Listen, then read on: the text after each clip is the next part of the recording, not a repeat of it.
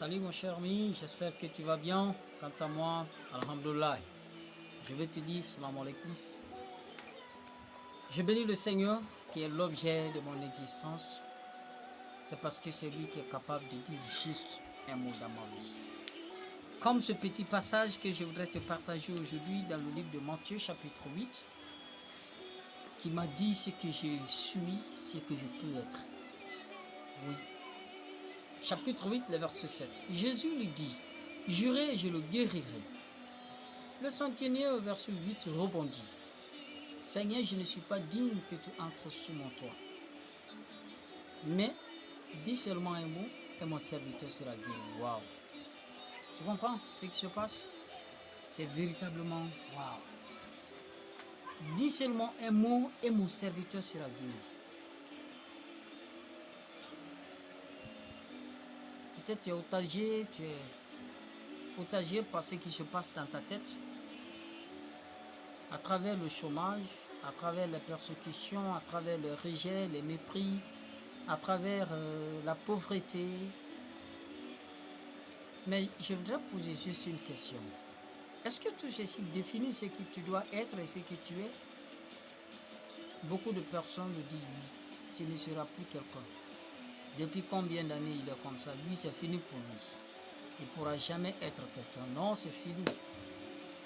Je pense, le serviteur de ce commandant avait dit la même chose. C'est un commandant qui avait un de ses serviteurs qui était malade.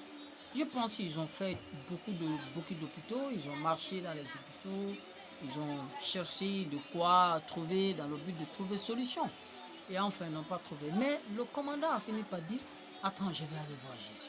Et quand il est parti, Jésus dit, dis seulement un mot, parce que j'ai confiance que c'est toi qui es l'objet de notre existence. Quand il dit un mot, c'est fini, ça peut faire taire tout ce qui se passe autour de moi. Et effectivement, c'est ce qui s'était passé. Oui. Quand vous lisez la suite, c'est merveilleux. Le commandant a couru.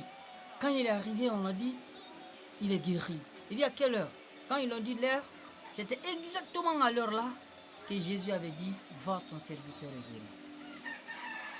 Ce qui se passe autour de toi ne sont pas un bon dictionnaire, ne sont pas des dictionnaires fiables pour définir ce que tu es. C'est l'objet de ton existence qui est Dieu. Mais, vous savez, il y a quelque chose qui se passe. Oui, c'est vrai, tu crois en Dieu. Mais est-ce que c'est vrai? Si tu crois en Dieu, ne regarde pas les circonstances qui se passent autour de toi. Si tu as confiance en ce Dieu, ne regarde pas les menaces, les difficultés qui sont sur toi. Le chômage, le rejet, la maladie qui est sur toi. Jacques était mieux placé pour nous dire que les épreuves durent un temps. De se réjouir dans les épreuves. Pourquoi se réjouir? Parce qu'il y a une solution qui va surgir. Je voudrais que tu médites ça. Ça m'a donné encore une fois de plus une force. Ah, j'étais très content quand j'étais en train de lire ce passage. Je me suis dit, mais c'est Dieu qui définit moi quelque chose dans ma vie. Il est le meilleur dictionnaire. Donc je ne suis pas l'objet du hasard. Si c'est lui qui est l'objet de mon existence, eh bien, je suis le plus heureux. Et je veux que tu sois heureux. Parce que tout ce qui se passe autour de toi, tout ce qui est sur toi, ne peuvent pas définir exactement ce que tu es, ce que tu seras demain. Mais je veux que tu saches que Dieu est le meilleur et l'unique dictionnaire qui définit ce que tu seras et ce que tu es. Voilà, c'est ce que je voudrais te dire. C'est vrai, tu es malade. C'est vrai, tu chômes. Tu es célibataire. Est-ce que cela peut donner des explications? Ils ne sont pas l'objet de ton existence. C'est Dieu. Si tu crois en lui, c'est fini. Est-ce qu'on peut prier?